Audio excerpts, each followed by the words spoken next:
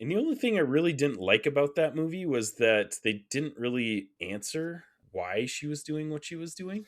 Yeah, that's the whole point. Yeah. I think that was on purpose. I wasn't a huge fan of that. Like, everything else about it was great, but to me, it just left a little bit too much unanswered. You're a person that needs everything explained at the end. No. I didn't mean it. I did Depends not on mean that derogatory. I'm sorry if that came. My tone might have been that. I did not mean it like that. I It meant sounded it like derogatory. You're one of those people, huh?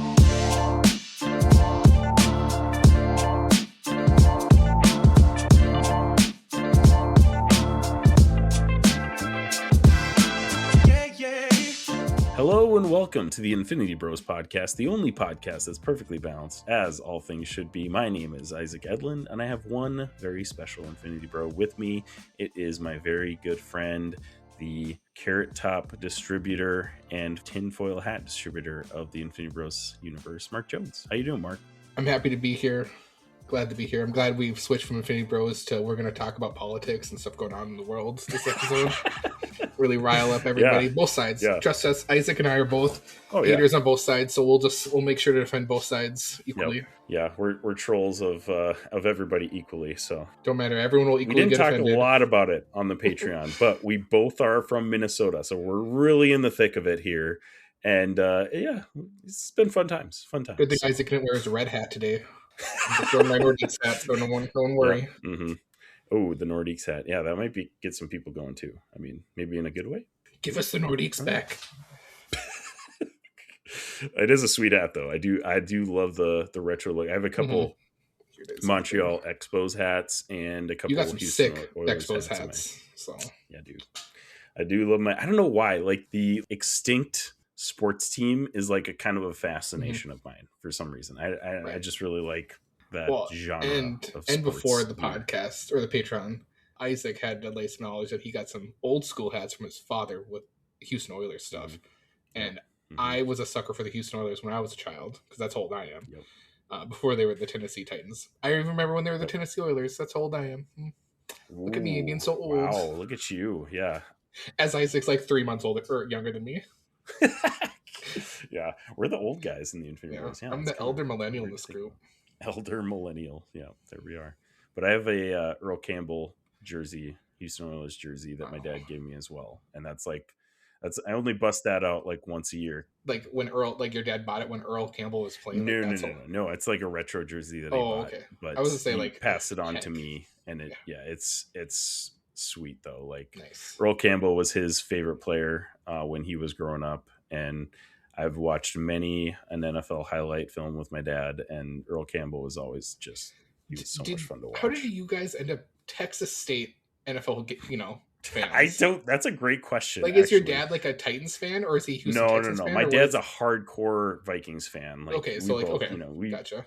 I grew up in northern Minnesota, and he, is a hardcore Vikings fan, but he's just a football fan in general. Gotcha. So, like, we watch tons of NFL highlight films, and that's actually how I became a Dallas Cowboys fan, because watching those 70s Cowboys highlights, man, that was sweet. And then, like, the height of the Cowboys, like, dynasty was when I was like, okay, like, I think I'm in, in the early to midnight. Well, I shouldn't say early, because I was when you were an infant. You were like, I'm my Dallas Cowboys. No. I like the height, the peak of their dynasty was like, what's 95 was in the third one or something like that. Probably 96, 97 is when I about became a Dallas Cowboys fan, and then they sucked for 20 years after I became a fan. So, right, fun stuff after that. But yeah, I don't know. They were just always on the highlight films, and get that deep navy blue, America's team, Roger Staubach. Man, it's good stuff. So that's how I became a Cowboys fan. And I would say, as a Minnesota resident and homer, I'm also a Vikings fan as well, because I'm a Minnesota fan of everything else, like all the other sports. Right. So it just follows along with it. I'm also in Isaac's shoes. I made a choice as a child to either be, out of spite, to be a Patriots fan, because I had family members who were Packers fans. Was that before or after their dynasty? Like, what? That was before the dynasty. A Patriots fan. Wow. So my first Patriots jersey is a Drew Bledsoe jersey. So that's how old school classic. I am. That's my defense when people are like, "Wow, you're not even from the area. Like, how could you like how can you justify that? You're just a bandwagon fan. And I was like, go F yourself. I have a Drew Bledsoe. I still have it, and I'm glad I never gave it away or threw it away because that is my like. Here's this just That's how you can Bledsoe prove jersey. it. Yeah, Drew Bledsoe came to the Cowboys and sucked for a year or two after he was done with the went to the Bills. Patriots. People were like, his leg doesn't work no more, and the Cowboys jersey was like, we'll make it work no more. Oh man, we went through a stretch of terrible quarterbacks for a while. He had Quincy Carter that was decent. He just didn't have anyone to Quincy Carter was he was probably the best out of the stretch, but good old Vinny Testaverde. We had it was the string of old guys for a while. Brad Johnson for a year or two.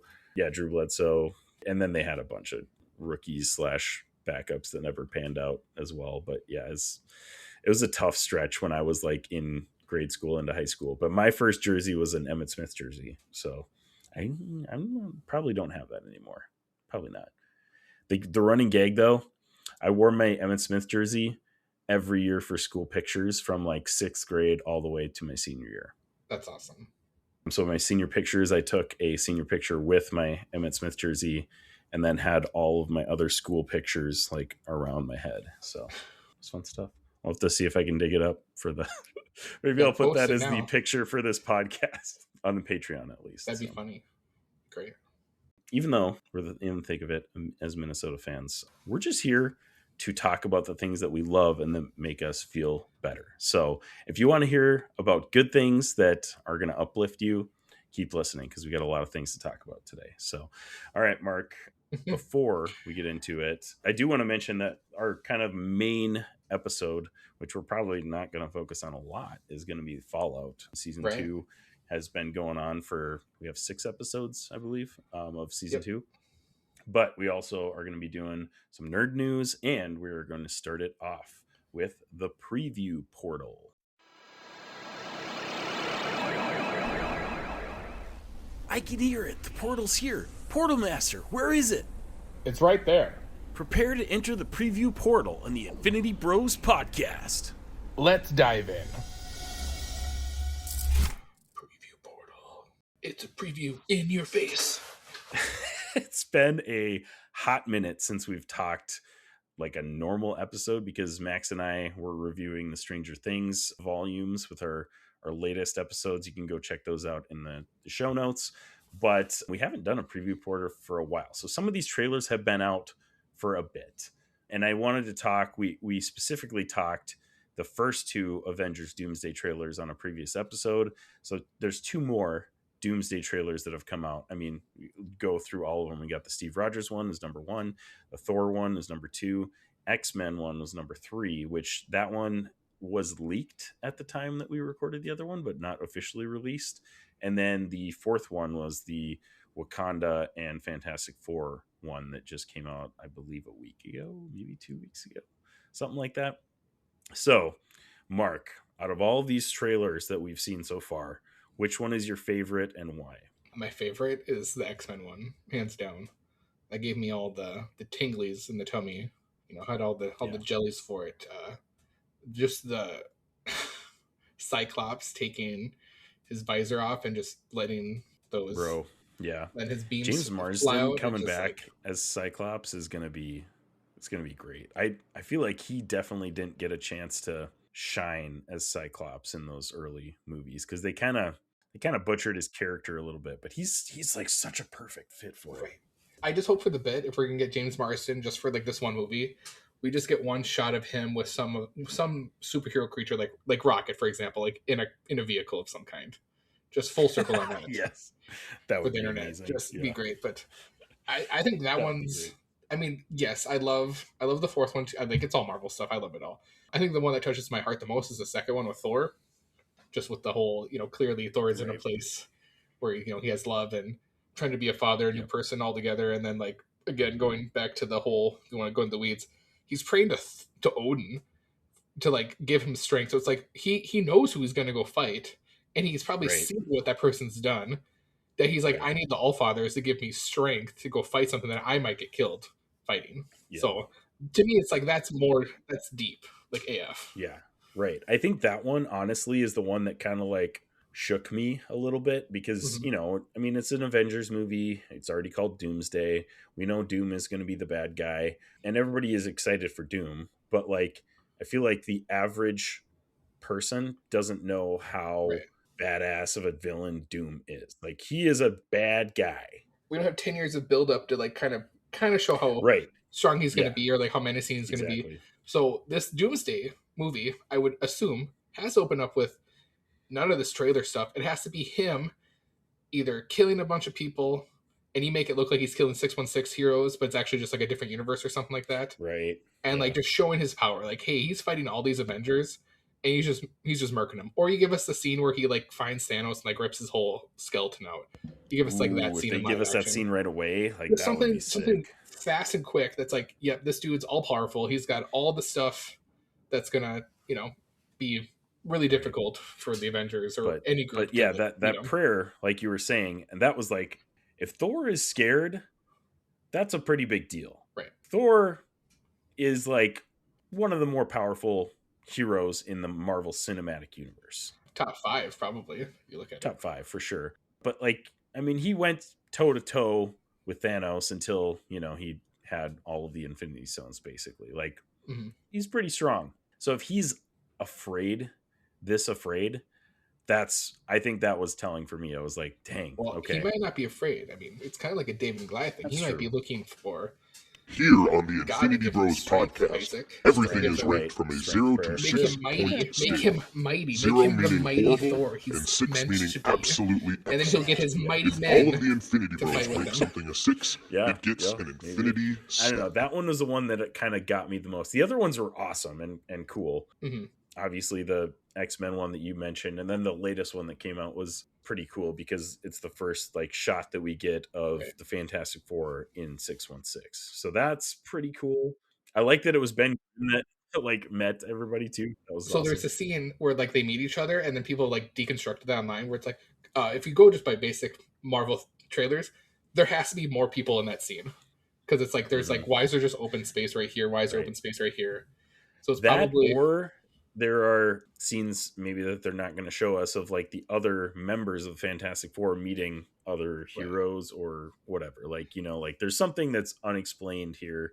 Could be that there's just like missing people in shots because they've done that before with trailers. Just like, well, they did with the Spider-Man one where it's like the scene where he's fighting this basically his version of Sinister Six, and it's like, well, we go see that movie. It's like there's 2 other Spider-Man in that scene. So yeah, right, exactly that, and then the Infinity War one was a big one too because they put Hulk in it. Yeah, but he's in the Hulkbuster armor in the real movie, so that was another big like mislead. So yeah, definitely could be something missing in that for sure. Do you think we're gonna get one more big trailer for the Super Bowl, like a different one? one would imagine we're gonna get some, maybe not a full trailer, but another teaser, maybe a Doom trailer, maybe glimpse of Doom. Yeah, right. Yeah. I think that would be like a Robert Downey Jr. I would say trailer, like it's all Doom, and maybe it's just 30 seconds, 45 seconds, nothing long. I wouldn't. Yeah, I don't know. This would be fun if they did put out that many trailers. Or like, we're just gonna hype it up with like these little secrets, and then you're gonna go watch it because it's another big casting thing. Right. Yeah, absolutely. Don't want to let it go to Batman v Superman levels of like, you just give us too much and we already know what that name is type of thing. Right. They're just like tiny little teaser trailers, but I think they're doing the job of getting people hyped for Doomsday because I think I'm trying to think of like when the hype really started. When they did the casting thing, that live stream for 6 hours. Yeah, that's true. That was like, probably when the ball got like, hey, we're gonna get, these are all X-Men actors when they started showing those. Like these, well, because so many people were like so kind of hesitant about the RDJ coming back as Doom thing, which is totally fair in my opinion. Well, that goes back, if we're gonna go into the weeds, they have to be doing a few things. Either RDJ in the 616 was meant to be Victor Von Doom, and you go the realm that he was adopted by the Starks, and when we have the end game scene where he's like confused about the birth date when the babies do, would kind of go back to, does Howard Stark lose the child? Does he make a deal with Mephisto? Because that's one of the story arcs in the comics. Or we go a route where he becomes, I've heard this one, which is wild, that out of all the universes or outcomes, of fighting Thanos, Doctor Strange knows that he has to go with this one that he picks, because if Tony Stark doesn't die, he becomes Doom and is another big enemy for everybody. So I've heard that one.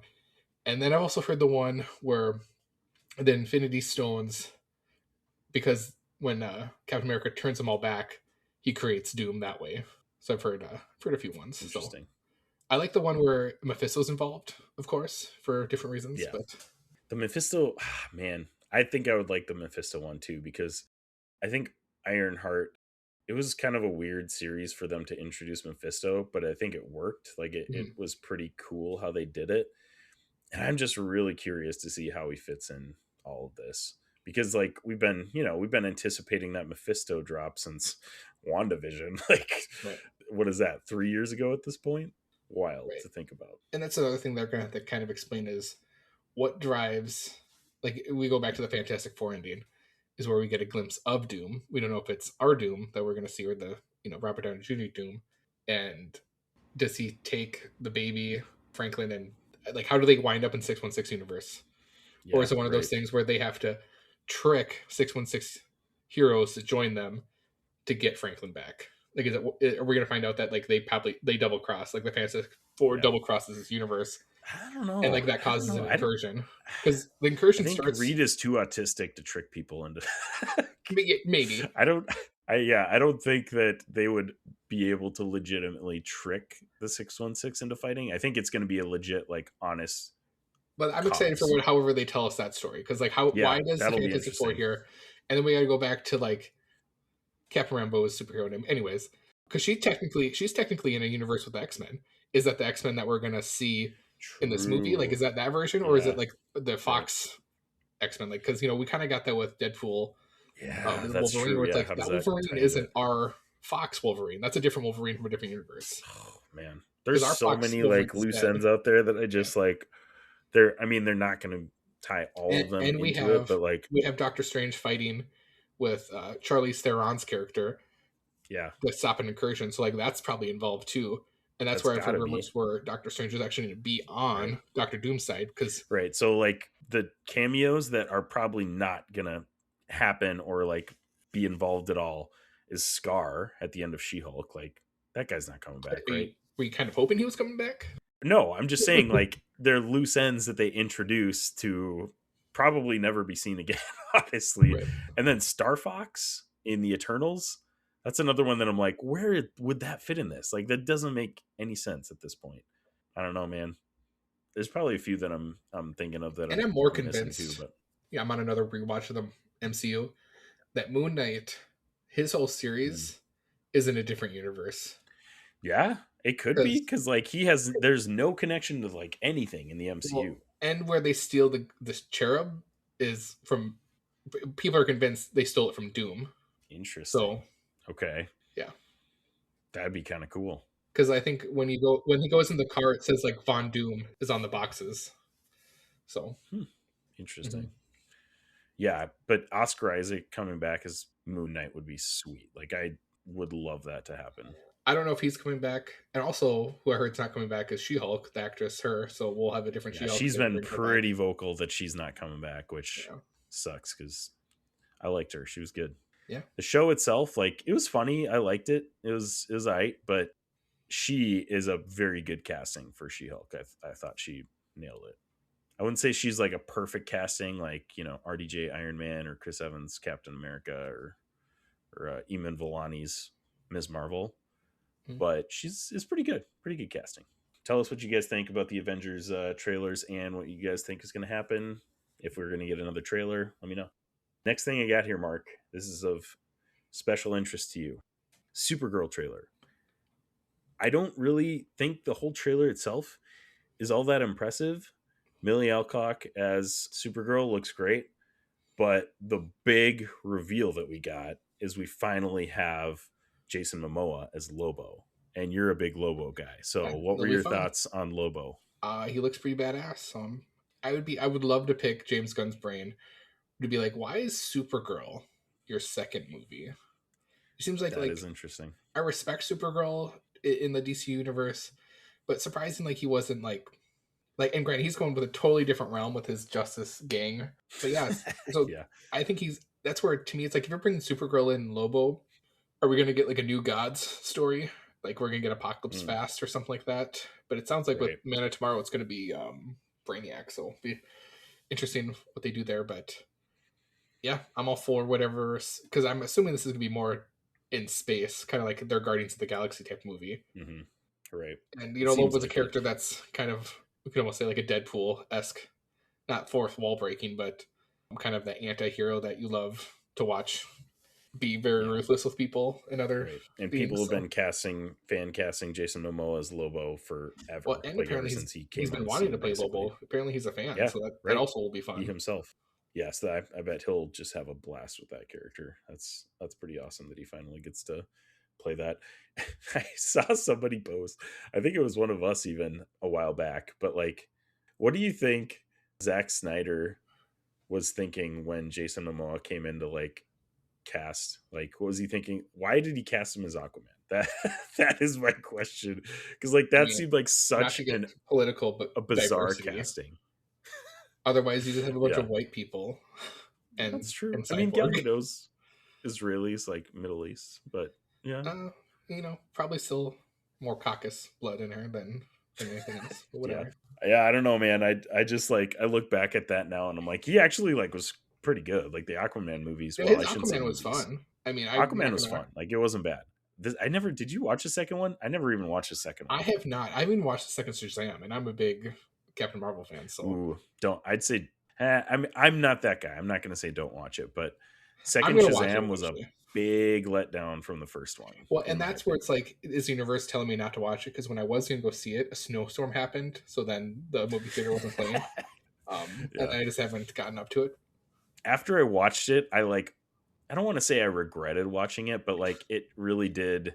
It was so much worse than the first one that it kind of like tainted my perspective of the first one a little bit.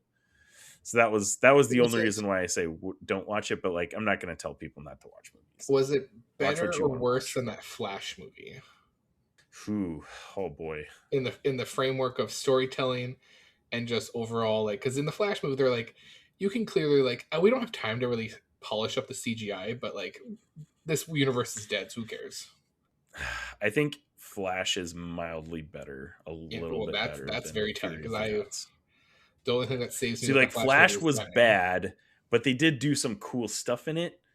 Fury of the Gods is like just muff garbage. There's not a lot of good to say about it, honestly. Like it's pretty bad. And also going back to the Aquaman movie, like the visuals there were also like crazy good. Yeah, the visuals are great. Like and that's what Zack Snyder's good at. Like he's good at making things look great. That wasn't a Zack Snyder movie, jam. But right. I mean, it's in his universe. His universe, right? But yeah, and James Wan was the director of that one, right? Like, I mean, and overseas, Aquaman 2 did good too. So did it for real? Yeah, like I think it still made like $700 million. That's because of the worldwide release. Let me look it up. And Black Manta comes back in the second one too, I think. Well, pretty much everyone comes back. I remember correctly. Oh my bad, I was way off. They only made They made double their money, like almost $500 million. I was $2 million off, or $200 million off. Not too much. Not bad. But I think a lot of money came overseas. It is weird though, because like it feels like it would be one of those weird movies to make a buttload of money overseas. Because Venom made like $900 million in China alone. Yeah, China loves their Venom. China loves Venom for some reason. Weird.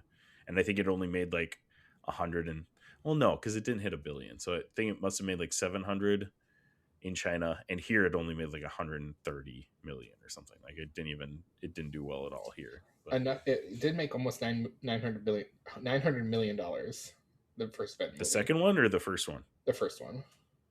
Dang, that's wild.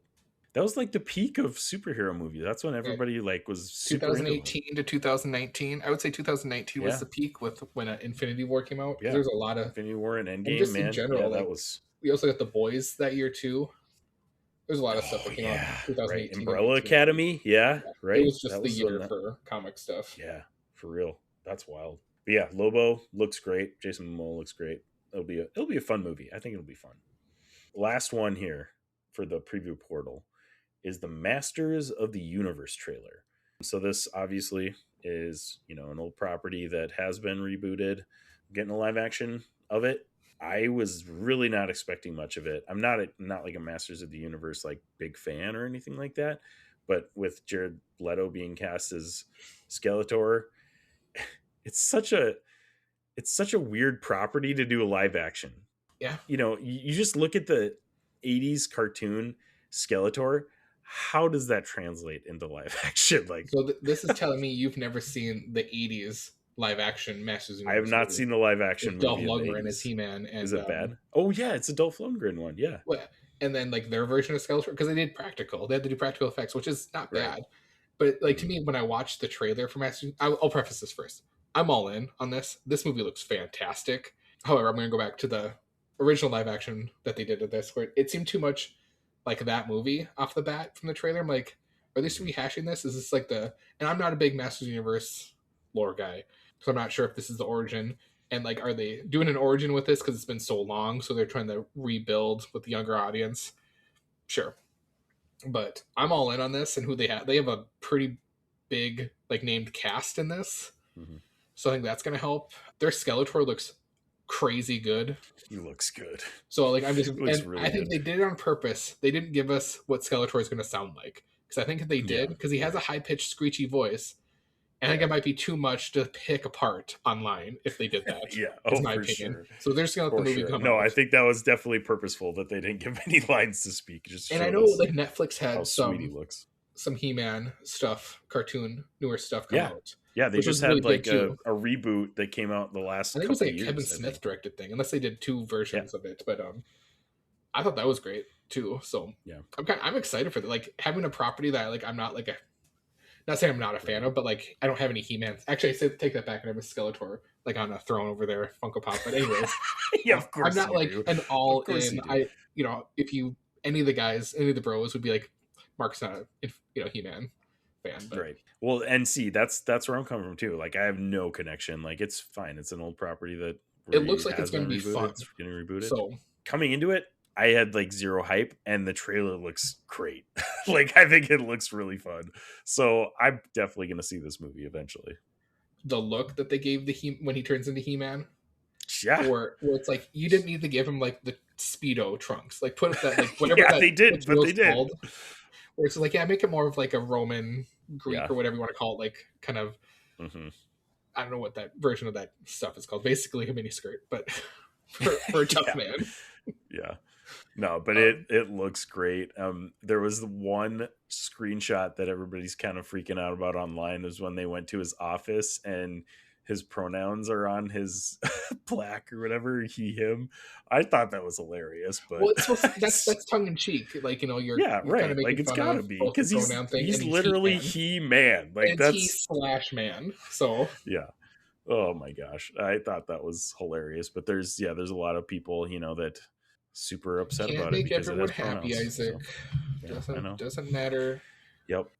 Even though he literally is a pronoun man, like that's pretty much what he is. Pronoun man. Is that a character in Master Universe? Pronoun man? Maybe. Maybe. That sounds like a Batman villain. Man? Pronoun man? Could be. I don't know. Oh. Maybe he teams up with the Condiment Man. Yeah. Condiment Man's great. I want Condiment Man and Batman 2. That would be fantastic. I would really appreciate it. We didn't even talk about Batman 2, but we're going to get into that with our nerd news. Hey, Zane, I was looking into getting into this Gunpla thing. There's one called the Unicorn Banshee. What the heck is that all about? Actually, Jarrett, what you're thinking of is RX-0 Unicorn Gundam 2 Banshee, which is from the Mobile Suit Gundam. Actually, you know what? It's time for nerd news. So speaking of Batman 2, Sebastian Stan was recently announced to be in the cast, and they just revealed last week that he's playing Harvey Dent in the Batman Part 2. So I heard that initially, I think when it was a rumor, and when you said we're going to talk about it, I didn't look it up but you confirmed it was actually. It is confirmed. Yes. That's it was like they revealed him for I think there was 2 weeks or whatever before they officially announced that he's because I saw Harvey some Dent, fan made art of that, and I was just like, I'm all in. The next thing he needs to be cast in is Luke Skywalker post Return of the Jedi, type of For Star Wars sure, film. That's who he needs to be absolutely, yeah. playing in the future when he gets a little older, is an older Luke Skywalker that's not too old, that's trying to kill Kylo Ren, but be nice. No, I think that's amazing. But yes, like this Batman 2, and I know James Gunn has, and this is the Robert Pattinson Batman 2, that they're doing Elseworlds movies, so like this is gonna be, and if it's gonna tie into the Clayface movie, or Clayface's movie is gonna be tying into their DCU, whatever they're calling it, whatever. But Right. gosh, give me him. And I think they said Scarlett Johansson's going to be in this movie. So like, who's they? Yep, Are they going to that's backdoor the next thing I was going to Master of say. Nothing and Chasm this? And that would be insane, because I've heard that Oh, she may be playing that man. character, but she also would be playing Poison Ivy. I'm sorry, I'm talking too fast because I'm too Right. excited. And then we still have Barry Coy, or however you say his last name, playing the Joker, and whatever he's going to do with the Joker is going to be fantastic. And then you just bring Colin Farrell back to do some Penguin stuff, because that's Oh yeah, 'Cause freaking that great. show wailed. That show That's was like top notch amazing. show. So that Yeah. and if that's a 2025 show, that's, I don't even remember, because that's how good it is. It's timeless. No, it's not 25, because we had it. Maybe on that was our 24. last year's- That was our Stan Lee. Yeah, it so was it's 24. We had it on our last year's Yeah. Stan Lee's. I think. So- Did it win? I don't remember. I don't know. It should have won no matter what. Should have won every Should've, award yeah. it was up for. But yeah, So good. if they continue the Elseworlds, they'll continue to have bangers with this. I know people like crap on Robert Pattinson Batman, but he's a he like literally go back to the Dark Knight. He is the Batman we deserve. He's great. Like, he's he's great. great. Yeah, I love how detective-esque that the Batman is. Like, oh man, I thought it was great.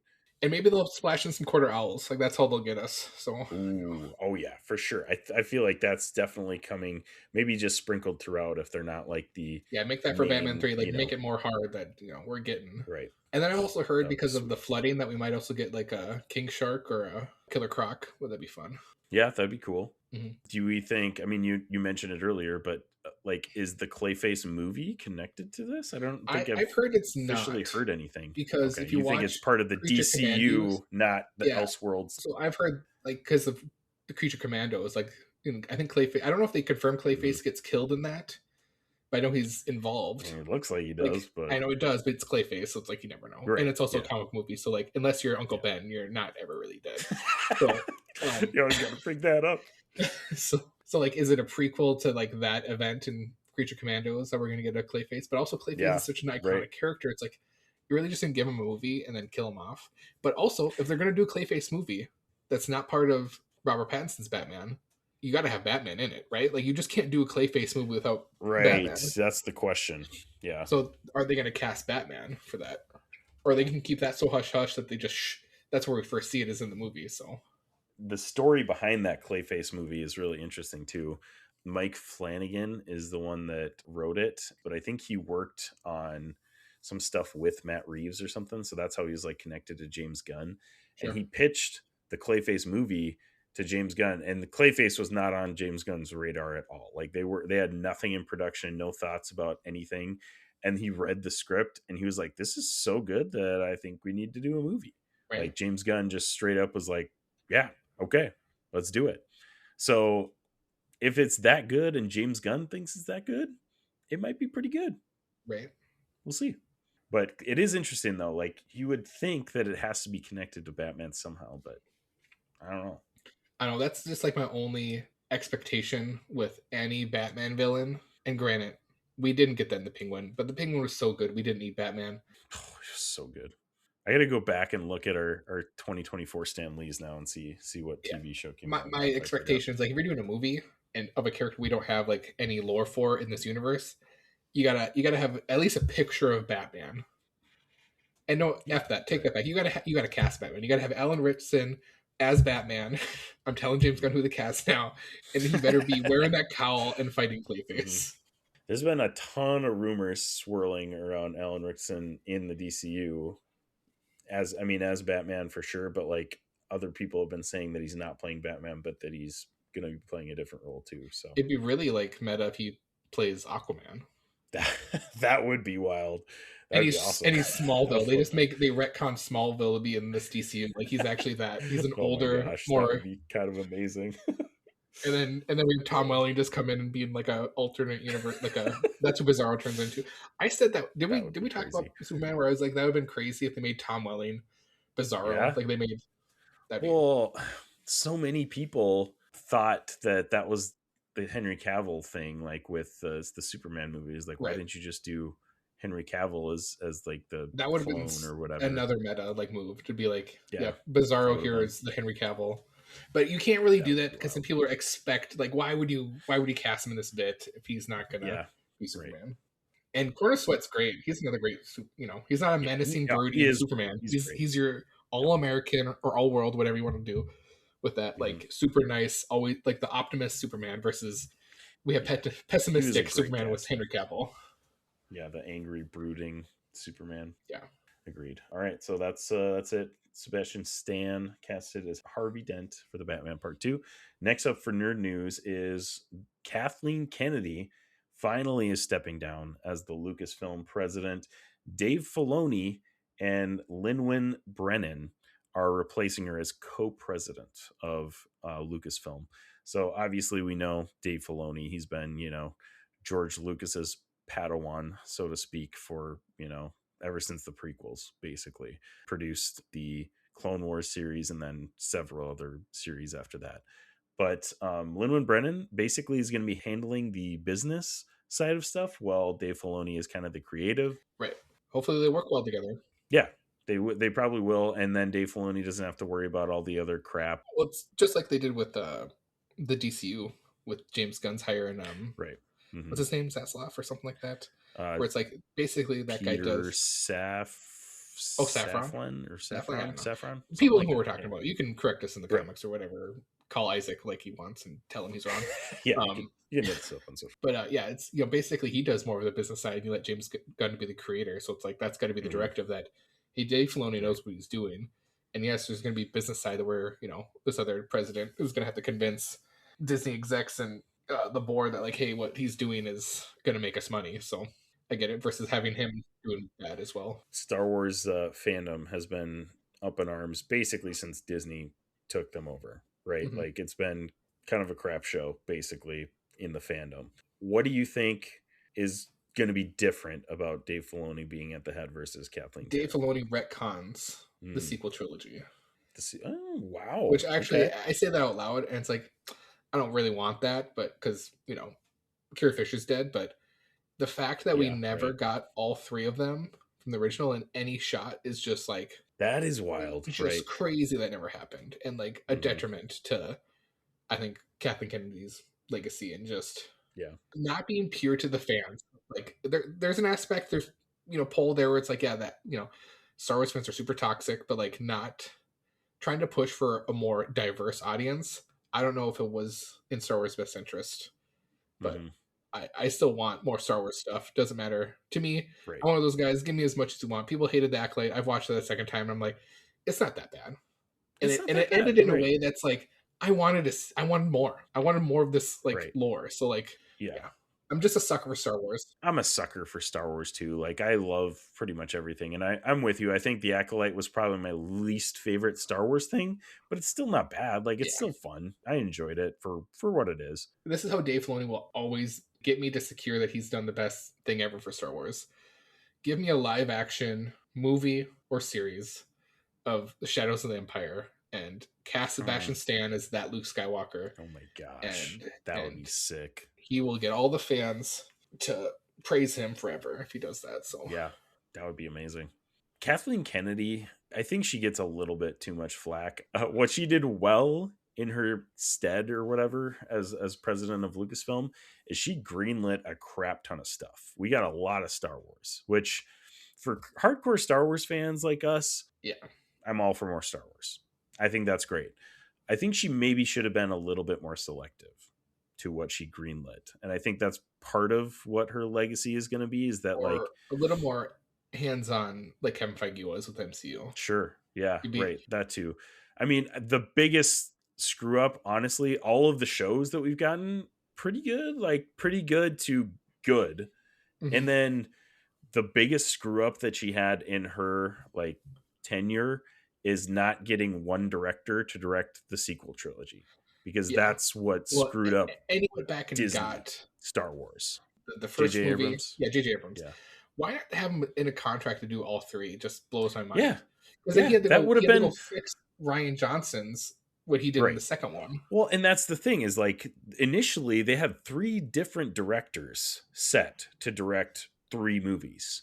And that was just a bad idea in general. Like, if you've got one vision for the entire trilogy, like, have one guy direct it. Like, I don't even care if it was J.J. Abrams or Rian Johnson or whoever. Like, just have one guy do it. Because for what The Last Jedi is, it's a pretty good movie, but it just derails everything that J.J. Abrams did in Force Awakens.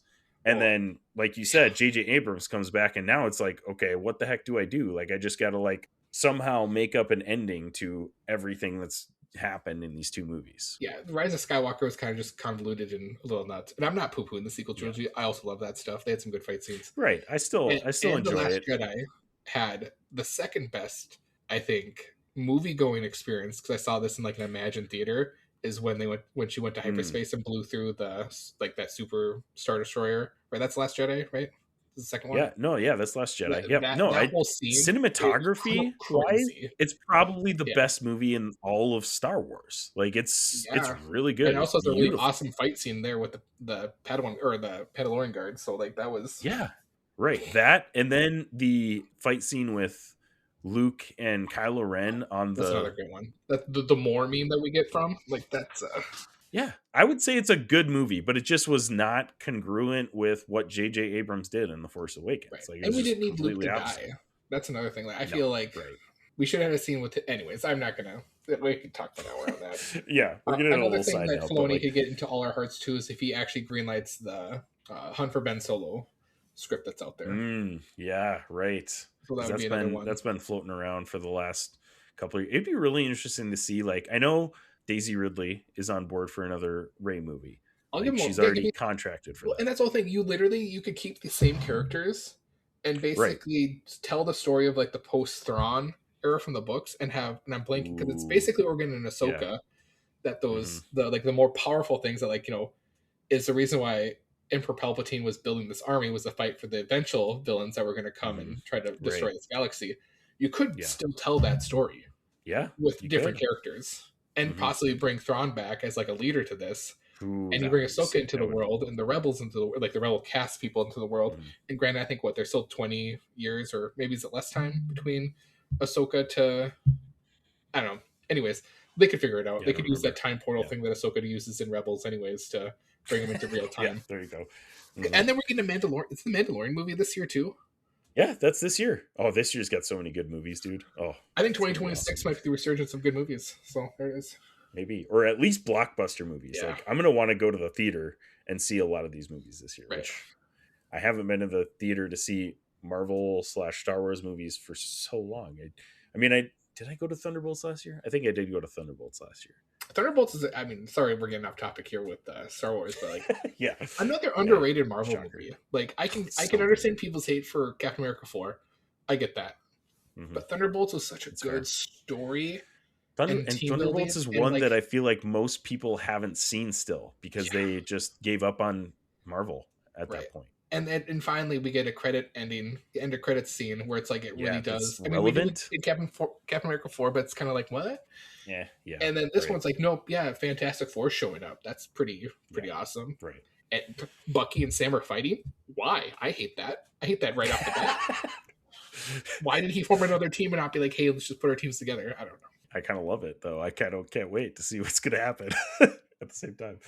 So, yeah, got way off track on that. But that's what we do. You know, here we are. But, yeah, anyways, Kathleen Kennedy stepping down, Dave Filoni and Lin-Wen Brennan replacing her. Last thing I've got for nerd news is something that I mentioned earlier. Sinners breaks the record for most Oscar nominations. They got nominated for 16 different categories, breaking the record for Titanic, I believe. So this is another one where if I hadn't seen this movie or I didn't like this movie, both things, I'd be like, I would just crap on the whole, you know, they just campaigned well enough to get all these nominations. But top to bottom, this movie is just fantastic. So yeah. So Titanic has 14 nominations, is the most nominations, and they won 11 of them, which is tied with Ben-Hur and Lord of the Rings: The Return of the King. So if Sinners gets more than 11, they would be like the sole winner of Oscar I could see them getting wins for a lot of the, like, you know, maybe not best movie, or best actor or actress. I could see that not winning those ones, but pretty much everything else that's like behind the scenes costume related stuff absolutely should be a top for sure. 1-2 contender for that. So Yep. So they got Best Picture. They're nominated for Best Picture. with this competition, that's gonna be hard. That's Yeah, Best Picture is probably not gonna win it, but Best Actor for Michael B. Jordan. Best Supporting Actress. Now, see, that's a tough one. Michael B. Jordan plays 2 characters. Mm-hmm. Does he have to select one character, or does he get nominated for both characters being played by him? I mean, they're twins, so like, yeah, probably for both characters. Yeah, I'm just pulling strings. Wunmi Mosaku for Best Supporting Actress. Best Supporting Actor in Delroy Lindo, which, I mean, cool that he got one. He's been around for a long time, and I don't know off the top of my head if that's his first ever nomination, but pretty cool that he got one. Original Screenplay, Original Score, Best Director, Best Cinematography, Best Visual Effects, Best Film Editing, Makeup and Hairstyling, Costume Design, Production Design, and Sound. That's a buttload of nominations. If they win for costumes, technically Blade wins that. Ooh. Remember, because it wasn't the whole thing where like the costumes they used was from Blade. They straight up took some costumes from Blade. Yeah, and like the wild. new one they're trying to make. That. So that's what's fun about that. Pretty awesome that they did that. Actually, now I forget the story behind that. I wonder who was the connection there. It must have been somebody in the costume department or whatever. Right, or the same production company was doing both movies. True. Yeah, wild though. That's a ton. I think you're right. I think Best Picture would be tough, especially as like a horror film with like vampires. See, I was thinking about this. I was driving the other day, and I was like, "Are we now down the line where like vampires really aren't? Like, I know they're supposed to be scared, but like, really isn't traditional horror anymore? Yeah, because in our culture, we've had them in like." They're so culturally significant, like accepted that, maybe it's not traditional. Well, yes, this is supposed to be like I would say this is more of a in my mind when I watched it, more of a thriller than a horror. Yes, there were vampires, and yes, because it's vampires, they just automatically get put in the horror genre. But like to me, it didn't really feel like that with this. It was like it's just thriller drama. I'm with you. It just happens to be the bad people are vampires. Right. So did you watch Nosferatu this year? I haven't yet, and that's okay. What was that? Was an end of 24 movie, and I want to get to watching it. So I have not watched it. So this is me just original, projecting. So, but sure, okay. But like, I feel like just from the clips and the trailers that I have seen of that movie, that was made as like a pretty high production, like good looking movie, right? And I don't think it won any nominations or anything like that, but like I think you might be right though. Like we as a culture, vampires are so ingrained in our culture at this point that they're not true horror. You can make a good movie that includes vampires and it's not a joke, right? Like you look at the Blade movies; those are I would never say the Blade movies are horror movies. It's a comic book movie where the villains are vampires. Was more based on a horror movie? Absolutely it was, but it's not because they were vampires. Horror to watch too, yeah, absolutely. Anyways, like pretty awesome accolades that Sinners gets. It'll be interesting, and we're not a big awards podcast. We don't put a whole lot of stock in the Oscars because we know that it's just a bunch of high society people that half of them haven't even watched all the movies that they're voting on. So it is what it is. It's more of a popularity contest type of deal, or however much money the films themselves put into promoting their film. Campaigning to the people that vote on this stuff is what it is. Is what it is. It'll be interesting to see. I think there would be a lot of people upset, probably James Cameron himself, if Sinners beats out Titanic for most. And Oscar honestly, they're all well deserving.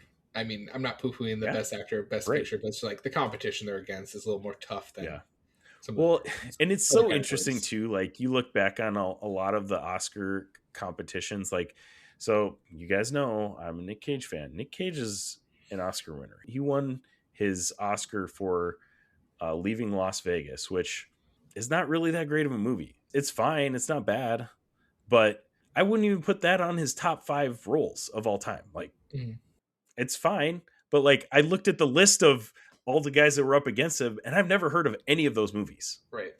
So Oscars, it is like with different years, it's just different with all of the popular trending movies. And there are ones that stick out there. Like that guy deserves it no matter what type of movie that was. Right. Maybe you look at Heath Ledger's The Joker. Like, yes, it's a comic book movie, but like he, as from his background of acting to then doing that, was so like groundbreaking and so different that it like you truly don't realize that it's Heath Ledger. Like that's how good he hides. It's just like with the Colin Farrell being the Penguin. Granted, they put a lot of prosthetics behind it, but like if you went to some random person, like, do you know who Colin Farrell is? And they're like, yeah, who's this? And they'd be like, well, it's not Colin Farrell. So yeah, exactly. Wild. We've mentioned the Penguin a lot this episode. Penguin's so good. I want more Penguin. It's I like it so too good, much. Dude. Colin Farrell's another like actor, like him, Ethan Hawke, Javier Bardem. Just like put them in a movie, I'm gonna go watch it. Like I'm a sucker for. I'm literally like a simp for those those actors. Like I'm literally like, hey, this guy's in a movie about two brothers. Like oh yeah, I'm gonna go watch it. Like it could be like the dumbest looking thing, and I'm gonna go see it if it's Javier Bardem and. The Two Brothers movie. That's what I want to see. Colin Farrell is both brothers. No, Colin Farrell and Javier Bardem are the brothers. Okay, that's definitely. And they keep their accents. We don't change their accents, but they're two brothers.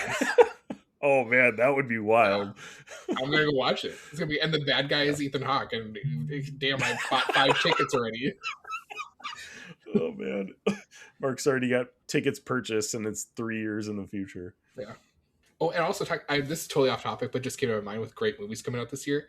That Odyssey movie is going to be out this year. Ooh, and that looks crazy good. So yeah, that's a movie I'm going to make intentions to go try to find out IMAX to go watch it in. So. Right. Yeah, that's definitely a movie that feels like a cinematic experience. Yeah.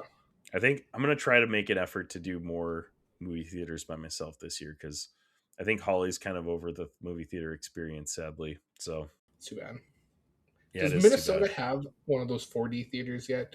Has that happened in the metro yet? Yeah. I think there's one in Eden Prairie, if I remember correctly. But that'd be fun to experience a movie like that. Yeah, or something. That would be cool. Oh, I had to come back to the Supergirl movie. So when Superman came out, and I went to the cities, Minneapolis, for a family. And I brought my nephew to go see Superman, and we ended up not going to this theater, but an AMC theater had a 3D laser showing of it. Do you have any idea what that means?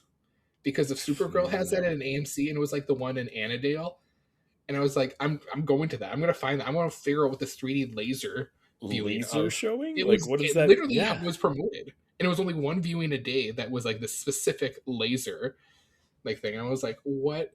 Sounds like some futuristic like that. Those are the type of movies like 3D, like the stuff that I'm not going to watch at home. That's the experience I want in a movie theater. Like I'll pay $500 for a laser show. Like why not? Just put a bunch of newfangled words on it, and Mark will be like, "Oh, wow, that's the one I want." Throw a bucket of water on me during the Odyssey. Heck yeah. Oh yeah, that's the theater. I don't get to do this at home. Right there. The wife gets mad at me. So we probably won't be doing an Oscar episode unless Max really pushes for it, because Max is the one that he's probably the only Infinity Bro that really pays attention to that stuff, really. So yeah, I don't need which to is watch funny because like he also knows that it's a sham too, but he still puts stock. Well, it's like him watching the Anderson Cooper Don Lemon like New Year's Eve stuff. I'm just like, I don't know how you find this fun. And I'm knocking those guys, but I'm just saying, like, I'm going to bed. It's another new year. I don't need to, like, oh, yeah, I'm going to turn 30, 35, 36 this year. Well, yeah, that's fun.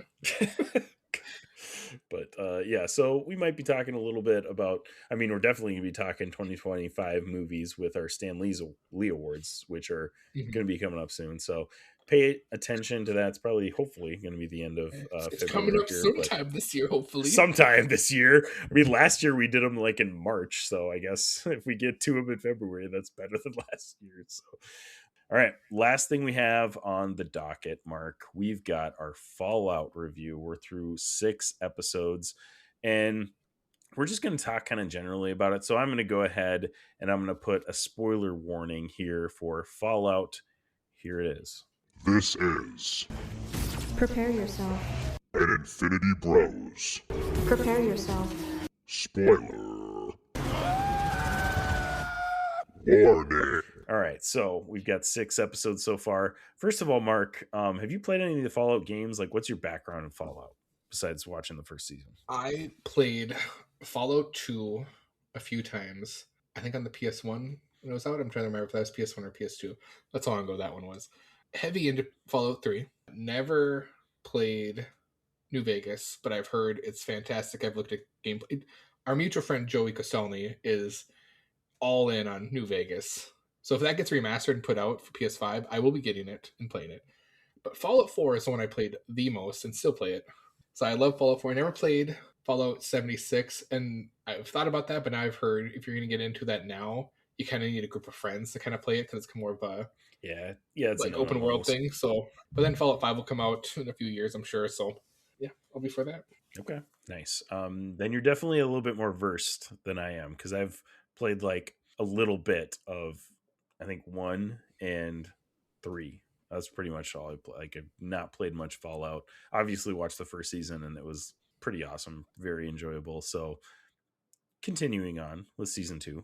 So that's what we're talking about today. What have you thought so far? I believe we have. I'm gonna look this up, but I believe we have at least 2 more episodes of Fallout. What are you thinking so far? And what were your thoughts on season 1 leading into season 2? So like being a fan of the video game, I was already just all in, and I loved it. I think it plays perfect to like the video game lore, where kind of like just dumb stuff happens, and kind of the dialogue that you get in the video game. So I think it was pretty good at that with season 1. And going into season 2, I think season 2 is better. I think it's been better. I think they're doing a great job with this, with acting and story that they're trying to tell here, and kind of keeping like the Easter eggs good and some cameos good, and kind of confirming some endings, like in Fallout 4 with like the Brotherhood of Steel's big flying machine, where clearly the ending where you don't blow that up is the canon in this universe. So that's been fun. Yeah, I think overall season 2 is just like 6 for me, 6 out of 6. And then you get some just great acting from like Walter Goggins. Just Walter. And I love the Goggins pairing has been so good that they've done of like they're telling the pre-bomb dropping story and him like hundreds of years later, which to me it's like, is this on purpose? Because literally you can now tell stories throughout decades of Walter Goggins slowly becoming the ghoul he is now after this. Like if the Fallout seasons just end, you'd be like, oh, we're going to tell the ghoul story now. We're going to do Fallout Ghoul and follow Walter Goggins over the many years he's lived to see those experiences. And you could literally put him in the Fallout 3 universe. And you can put him in during the new universe, Fallout 3 timeline, or put him in the New Vegas timeline. Like that's how great it is. Highly recommend. I'm not quite as familiar with the lore, but like, is Fallout 3 later than what is happening right now in the timeline or whatever? And you put me on the spot on that one. I believe it is before, because Fallout. But yeah, that would be something like if it is after, which I don't think it is. You literally could put him in there if he like survives this season. Mm-hmm. Right. Yes. So Fallout 3 is like 10 years to 20 years before this. And the Fallout TV show happens almost 10 years after Fallout 4 and about 12 years after Fallout New Vegas. So. Okay. Interesting. As somebody who is not quite as familiar with the Fallout lore, I still think this show rocks. Like, it's got the perfect blend of like comedy, satire, and action that I think pretty much anybody would enjoy this show. Honestly, like it's not something that's exclusive to Fallout people. Although I think it, with the minimal knowledge that I do have, it is really cool to see a lot of Easter eggs dropped in there about the video game series. And it's kind of cool that they're making their own storyline, but making it so relevant to the universe that, you can't really divorce the two necessarily, like the video game franchise and the TV show, but like they still are crafting their own story throughout this. So I think that's really, really cool. And like you said, I mean, all the acting in this is fantastic. Ella Purnell as Lucy is amazing. Walton Goggins as the ghoul he's top notch. Like Walton Goggins makes this show, I think. And with, especially with all the flashbacks, like you were saying, that we're getting in this season, he's killing it. And and I looked it up on IMDb. We do have 2 episodes left of this season. So it'll be, interesting to see how it all shakes out. Yeah, and it's in the last episode we got a cameo with Ron Perlman as a super mutant, so that was fun. And also Yes. having Tom McClane, oh wow, I can never say his last name. Him in it as well is just another fun bit for me. Just seeing him throughout the years of different characters that are kind of more iconic has just been fun.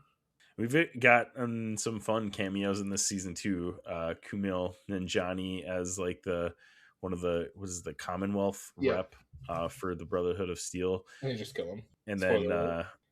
what's his name, Macaulay Culkin in the And he could come back. You the don't really see Legion. him die with Yeah, that right. the He Legion doesn't fight. die necessarily on screen. So, but yeah, that was a fun little cameo too. It was, oh, I love that they're just like letting people in on this and just giving them hilarious cameos. And it's a fun awesome. world because you basically can just world build whatever you want, and it just kind of Yeah, makes sense in the right. Fallout world. And this is another interview I saw with Walter Goggins. Someone asked him if he's played the video games or wants to, and he says, "No, I don't want to." And like people poo pooed it and stuff like why would he not want to do it? I think his reason, if I'm remembering right, was well, he doesn't want to be influenced by what's already out there.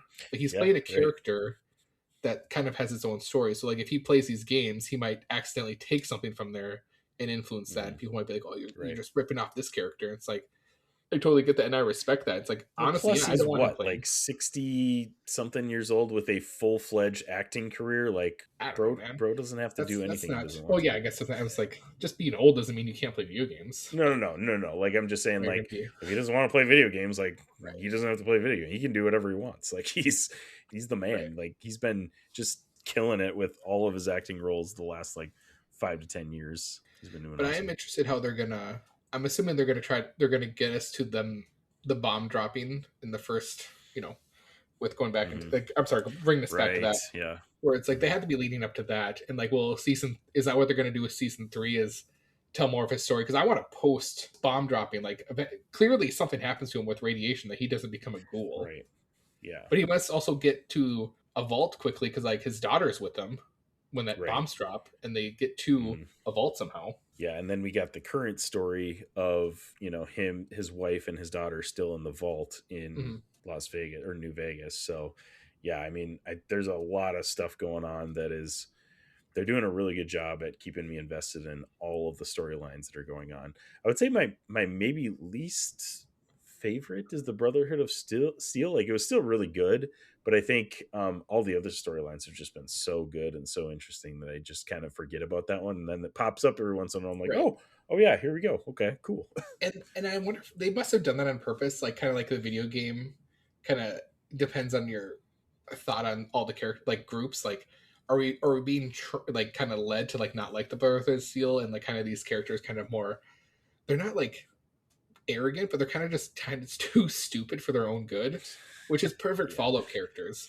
So that's Yeah, what's kind right. of been fun watching the Brotherhood of Steel people, and even the character we watch with that. But Right. There's so many like satire and like meta jokes within the Fallout like video game series that I love that they're, tying those kind of into it. Like you said, with these characters that are just really super outlandish or just too stupid for their own good, basically. Like it's great. They're it doing might a be too fantastic soon, but job it's with it. almost a perfect adaptation from a video game to screen. Almost. Honestly, be no, the that's claim. not bad because like I mean you talk if you're lumping like TV shows and movies together, this might be up there, like top 5, top 10 for sure, might be top 5. Like It was taken serious, off the but top also of my didn't head. like compromise like true Fallout lore. And I'm sure people disagree with that. Sure. But Right. because I know people disagreed with or have opinions, I should say, more so than disagreed about like the death clause existing before the bomb drops, which I found, and I don't know the lore off the top of my head, but I find that a little fascinating if they didn't exist in the games before the Fallout, but maybe it was never. Well, I mean explained. that seemed to be like even me as a like I don't know much about the lore, that seemed to be a big reveal. Right. Like in that scene. So like, clearly, obviously like they're leading up to something them with that. the fight, Right. China, because that's where they're up in Alaska, and that's what defeats. Right. And that's what we find out too, that like because Walter Goggins' character is supposed to be like this wartime hero, but clearly it was really not him. It was the death clause. So crazy. But yeah, a lot of different storylines that are wrapping all together very well. They're killing it with this series. I think it's a fantastic series. But so far, I know it's really hard to rate with like 2 episodes left. But what would you rate it so far? I think I already said 6 out of 6. That's another thing we got at the end of the last episode is clearly Walter Goggins, the ghoul, is going to be a super ghoul, an irradiated ghoul of some kind, where he doesn't need to take medicine all the time because he's got that irradiated or wasteland material now embedded in his wound. So he'll probably get some powers there from that. So it'll be fun. He's becoming a ghoul mutant, apparently. Well, in the game, there's the ghouls that glow. I'm sure that's what we'll get. Is he'll probably start glowing and probably have the power to do like a energy burst out of him, like some of those ghouls can do. Okay, cool. Video game accurate. So thank you, I appreciate that. I'd also give it I'd give it a 6 out of 6. We've talked about other shows that like are just not necessarily up my alley. Like they're really great and pretty much perfect shows, but just not my cup of tea. This is, I feel like, my cup of tea. And I literally tried starting Fallout 3 because of last season, like season 1. I got maybe 10, 15 hours in and kind of hit a dead spot, and I haven't gotten back to it yet. But I'm feeling the itch again. I'm like, this is so good and so fun. Like I just want to go play the games. Well, on that too with the games, it made me think that this when I watched last episode, where like if these were 20 episode seasons, we for sure would have a 10 or 8 to 10 episode arc where you're not even doing the main quest. You're doing like a bunch of side quests, for sure. Spending too much time building a house. And then you just realize, like, what am I doing? Let's go back to the main. Like that's perfect Fallout. Right that would be perfect. Oh my gosh, yeah. And it would be perfect for like a meta show like this. Like people getting mad, be like, why there was so much going on with that main quest? They just stopped for 10 episodes. It's like that's the game. That's it. Yeah, that's exactly it. But yeah, I mean, I'd give it a 6 out of 6 as well so far. And first season was fantastic. It definitely made my top 6 list. I think it's 2 years ago. 2024, I think, is when it came out. And I can definitely see this one making my 2026 list. Well, hang on. So far, that's an interesting fact. When did this episode technically start airing? That's a good question. I mean, I'm reserving it for 2026 because if I'm being completely honest, it would not make my 25 list because 2025 had some banger TV shows. It wouldn't be the first time a Stan Lee show or movie, or at least show, that had a few episodes in the previous year, or had at least one episode in the I feel like if the finale, I mean, like Stranger Things definitely 2025 even, it dropped on the 31st, the finale.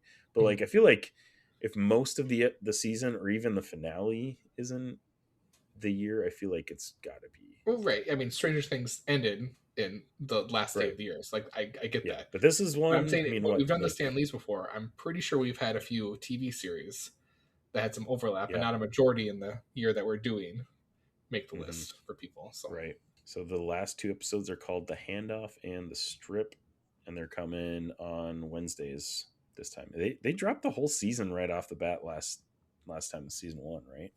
I feel like I do not remember if they did that. I think we've gone away from the whole drop. I mean, even Netflix doesn't do it. I think we're beyond that. I think streaming isn't the moneymaker that a lot of shows or a lot of streaming services. Yeah, well, that's how you get the buzz going. Is you put it weekly, and then people are talking about it every week. People want scheduled TV again. Although I will say, so I'm watching The Pit as well, which is on HBO Max. Great show. It is a medical show, so like I get it. It's not for everybody, but like I have found myself wanting to binge it. And it's releasing weekly on HBO Max because like each episode is 1 hour of the shift. And I'm just like, oh, just give me more. I just want 24, but more. For an ER. It's ER 24. For ER 24, exactly. But yeah, no, it's that show is so stinking good. And I've found myself wanting to binge that one, even though I'm definitely more on board with the weekly release schedule for most shows these days. But oh my gosh! And so that's one that I'm like, so a show I am trying to catch up on is the second season of Rings of Power, and it's that season. I'm like, this is too smart for me at this. Like, I have to be locked in. I can't be like doing something else and watch it. There's like there's so much like lore that's going on that you kind of have to pay attention to. Like this is happening a while. This is a show where like I got distracted. I had to rewind and go back. It's like, no, what just happened that clearly was explained like 10 minutes ago. when I'm watching a new show, I have to be locked in because that's the same deal with me. Yeah, I just like miss stuff. But like when I'm at work and I work night shifts, so like there's downtime, and I sometimes try to listen to like podcasts, music, like stuff like that. I tried doing audiobooks and I found out I cannot focus on an audiobook and like multitask and do stuff at the same time as an audiobook. Like driving I probably could because you're mostly focused on the audiobook. But like I found myself trying to like work, and then I'd be like, oh crap, I'm listening to an audiobook. And then I would have to rewind like 10 minutes to find out the last thing I remembered. It's just like, oh, dang it. And then vice versa. When I'm listening to the audiobook, I'm not getting nothing done because I'm like too busy listening to the audiobook. When I mowed lawns, especially like when I lived at the farm, that was like a 3-hour process to mow a lawn. I listened to audiobooks there. I was listening to music, like because like you're just sitting there mowing. You're not doing any like straight, complex. And it doesn't take a lot of brain power to mow the lawn necessarily. Right. So. But I'm with you on that. Like audiobooks are like I need to be locked in and doing something more like not multitasking. Yeah. So that's it. We got off topic again, but totally off topic. Oh, 2's great. Yeah, it's Fallow's great. It's another show where it's like I don't think I could be disappointed in how they decide how to end it. Yeah, right. Because we've already been told that they're making a 3rd season. So like as long as you don't like you're not gonna kill the ghoul at this point. Like Walter Goggins, you gotta be like, we can tell so much with you. You could ultimately like wrap up the main vault story. But there's so much in this world that it's like, let's go find out other vaults. There's other stories to be told here. Like what is the next story? Yeah, there's so much Fallout lore that hasn't even been touched yet that they just have so much. They have so much stuff that they could do, like the mutant stuff. I mean, we just literally. Well, that might be all season 3. Is like clearly the mutants are trying to wrangle up ghouls to go fight humans. So that could be another story they try to tell. Tell us what you think of Fallout. No, don't tell us. You call Isaac and you let him know what you think about Fallout 2. Call me specifically. Yeah. Tell me what you think, and I'll relay it to the rest of the Infinity Bros because that's what pretty much happens anyway. So. You are a watcher. The watcher of the Infinity Bros universe. Hit us up on theinfinitybros.com, any of our socials. You can go and check out our Patreon. You can pay as little as $2 a month, get access to exclusive content from the Infinity Bros. Mark and I talked a little bit of life and some movies that we've been catching up on for our 2025 Stan Lees on our Patreon this time around. So it's just a good time to hang out with the guys when you're catching up with us on the Patreon. So Mark, thank you so much for joining me for this episode. Looking forward to hearing from you more. Yeah, great to be here. Love to be talking about all the stuff nerd related and shows going on, and can't wait for the next episode already. Thank you, listener, wherever you're listening, however you're listening. Thank you so much for making us a part of your podcast experience. We love you 3000. Bye. Thanks for tuning in to the Infinity Bros podcast. You can find the Infinity Bros on Twitter, Instagram, Facebook, TikTok, Twitch, and YouTube at The Infinity Bros. You can also check out our website at theinfinitybros.com for links, reviews, and sweet merch. Feel free to send us listener feedback via social media or email at infinitybrospodcast@gmail.com.